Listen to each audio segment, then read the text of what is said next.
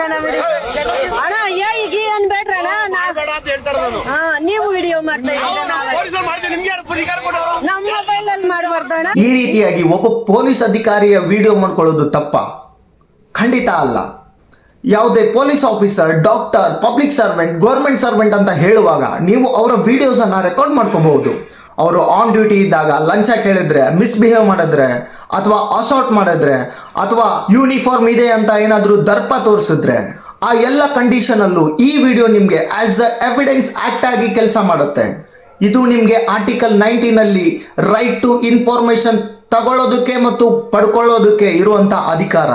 And ಇದು ಯಾವುದೂ ಸಹ ಆಫಿಷಿಯಲ್ ಸೀಕ್ರೆಟ್ ನ ವೈಲೇಟ್ ಅಲ್ಲ. ಈ ವಿಡಿಯೋದಲ್ಲಿ ನೋಡಿದ ರೀತಿ ಯಾವುದೇ ಪೊಲೀಸ್ ಆಫೀಸರ್ ಅಥವಾ ಗೌರ್ಮೆಂಟ್ ಸರ್ವೆಂಟ್ ನಿಮ್ಮನ್ನ ವಿಡಿಯೋ ಮಾಡ್ಕೊಳ್ಳೋದ್ರಿಂದ ತಡಿತಾರೆ ಅನ್ನೋದಾದ್ರೆ 14433 ಆದಂತಹ ನ್ಯಾಷನಲ್ ಹ್ಯೂಮನ್ ರೈಟ್ಸ್ ಕಮಿಷನ್ಗೆ ಕಾಲ್ ಮಾಡಿ ಸಹ ನೀವು ಕಂಪ್ಲೇಂಟ್ ಅನ್ನ ರೈಸ್ ಮಾಡಬಹುದು.